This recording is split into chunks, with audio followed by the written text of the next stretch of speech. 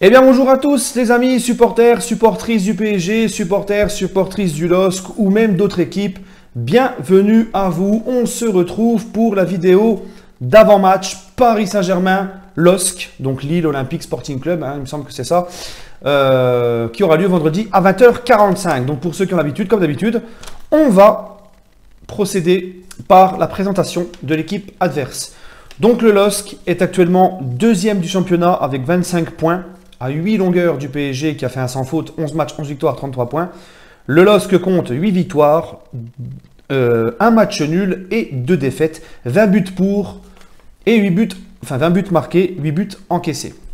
Donc les gars, cette équipe de Lille qui l'année dernière a complètement foiré son pari avec son nouveau projet, ses nouveaux investisseurs, avec Marcelo Bielsa à sa tête où on promettait mondes et merveilles au LOSC. Finalement, ça a complètement capoté dû à un recrutement catastrophique en enlevant les cadres, en faisant venir des jeunes sud-américains. Ça a complètement foiré. Le LOSC s'est rattrapé après avec l'arrivée de Christophe Galtier, expérimenté en Ligue 1, un entraîneur de caractère également, qui donne du caractère à son équipe. Et le LOSC s'est rattrapé cet été avec un très bon mercato. Les arrivées de Fonte, par exemple. Fonte, les arrivées... il y a eu Fonte, il y a eu qui? Enfin, il y a eu plusieurs recrues à Lille, j'ai oublié leur nom.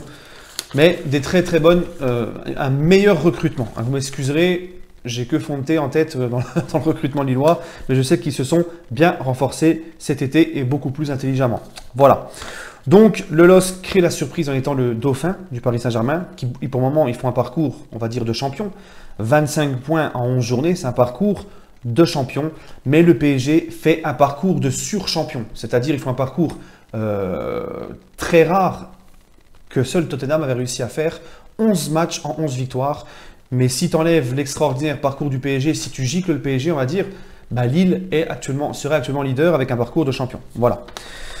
Donc les amis, on va passer aux 5 dernières rencontres du LOSC, voire aux 6 dernières rencontres si on compte le match de mercredi en Coupe de la Ligue, enfin le match d'hier en Coupe de la Ligue. Les Lillois, leur dernière défaite en Ligue 1 remonte à Bordeaux-Lille, 1-0. Ensuite, Lille est sur une lancée de 4 victoires en Ligue 1. Victoire face à l'OM, 3-0 à Lille. Victoire face à Saint-Etienne, 3-1 encore à Lille. Ils sont partis s'imposer à Dijon 2-1 et ils ont battu Caen à Lille 1-0. Et hier, ils se sont inclinés 2-0 en Coupe de la Ligue face à Strasbourg. Je pense, j'ai pas vu le match, j'ai pas vu la compo, mais je pense à mon avis que Galtier a dû bien faire tourner son effectif hier. Et il y a notamment un Nicolas Pepe qui est extraordinaire depuis le début de la saison avec le LOSC. Et ensuite, les confrontations entre le PSG et Lille au Parc seulement. Là, on parle seulement d'au Parc, parce que le match est au Parc. 41 matchs entre le PSG et Lille au Parc, 22 victoires parisiennes, 14 nuls, 5 défaites parisiennes au Parc face à Lille. La dernière victoire de Lille au Parc remonte à la saison 95-96. Lille s'était imposé 1-0. Donc, comment vous dire, pour faire mieux, ça fait 22 ans, 22-23 ans que Lille n'a pas gagné au Parc. Même à l'époque où ils ont fait le doublé Coupe Championnat avec Rudy Garcia, il y avait eu 2 partout, on s'en rappelle, avec un magnifique but de Bodmer en reprise de volée. Tout le monde s'en rappelle, moi je m'en rappelle très très bien. Pour le PSG, égalisation. Et depuis l'ère Qatari, Lille non plus n'a pas été gagné. Donc au Parc des Princes, la dernière victoire donc, de Lille au Parc remonte à 95-96. Les 6 derniers PSG-Lille, eh ben, on va les faire ensemble aussi. 2012-2013, le PSG s'est imposé 1-0 face à Lille. 2013-2014, PSG-Lille 2-2, 2 buts partout. 2014-2015, et ça c'est le plus beau, PSG-Lille 6 buts à 1, 6 buts à 1 pour le PSG. Ensuite, 2015-2016, PSG-Lille 0-0. 2016-2017, PSG-Lille 2-1 pour le PSG. Et l'année dernière, PSG-Lille 3-1 avec, rappelez-vous, le but exceptionnel d'Mbappé dans le temps additionnel qui traverse tout le terrain et marque dans le but vide lorsque le gardien du LOSC, c'était Maignan, il me semble, qui était monté pour le dernier corner et ensuite la fusée Mbappé a fait une contre-attaque extraordinaire pour marquer dans le but vide.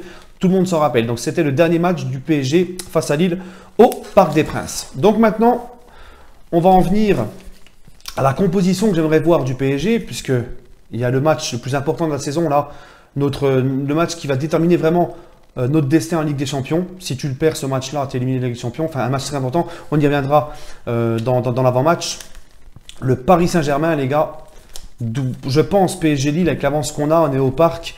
Je vois bien Tuchel essayer un petit peu, pourquoi pas, de reposer certains cadres et de mettre pas une équipe bis, mais de faire tourner certains cadres. Moi, j'aimerais bien voir un petit 4-2-3-1 avec Buffon dans les cages. Il faut lui redonner du rythme avant le match face à Naples. Je mets le petit Dagba à droite, s'il est bien sûr remis de sa blessure, mais il me semble qu'il est revenu. Le petit Dagba. À gauche, je mets Bernat, parce qu'Ensoki, je veux absolument le voir à Naples. Hein. Ensuite, en défense centrale, Kimpembe n'est pas là. Donc je pense que le mieux, je mets Marquinhos, Kehrer. Voilà, Thiago Silva sera sûrement là contre Naples, mais je laisse encore Thiago Silva bien se reposer, bien se remettre avant ce gros rendez-vous. Ensuite, au milieu de terrain, je mettrai le petit Nkunku avec Adrien Rabiot qui n'a pas trop joué face au Vélodrome. Je mets Nkunku, Rabiot au milieu de terrain. Après, tu peux faire rentrer Verratti. Hein. Ensuite, je mets Neymar en 10. Neymar, je ne le repose pas. Hein, je le mets en 10. Et devant, je mets Cavani en 9. Il a besoin, Cavani, je pense qu'il ne sera pas forfait, il va être revenu. Il a besoin d'avoir aussi, lui, un petit but, de retrouver la confiance avant le match face à Naples. Donc, je mets Cavani en 9. Et je mets Draxler. J'hésite, Draxler Mbappé, oui Draxler Mbappé devant, hein. Di Maria le faire souffler un petit peu parce qu'il enchaîne aussi tous les matchs et on a besoin aussi d'un très bon Di Maria inspiré, notamment un Di Maria inspiré lors du match face à Naples. Donc voilà, je mets Draxler, Mbappé, Cavani sur le côté et ensuite en deuxième mi-temps tu peux faire sortir par exemple Rabiot et Mbappé, tu fais rentrer Verratti et Di Maria. Voilà. Ensuite, concernant le match, on est au parc, je pense que le LOSC, ce sont des fusées aussi devant. C'est une équipe qui ressemble un peu au PSG. Ça va très très vite devant. C'est assez, on va dire, quand même costaud derrière. Ça ressemble au PSG, mais avec une classe en dessous quand même. Hein.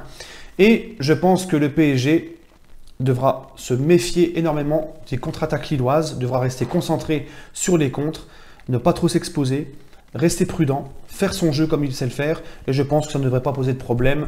Moi, pour ma part, mon pronostic... Je vois un petit 2-0 pour le PSG tranquillou. Voilà les amis, n'hésitez pas à donner votre pronostic en commentaire. Sur ce, je vous souhaite à tous une agréable journée et allez Paris.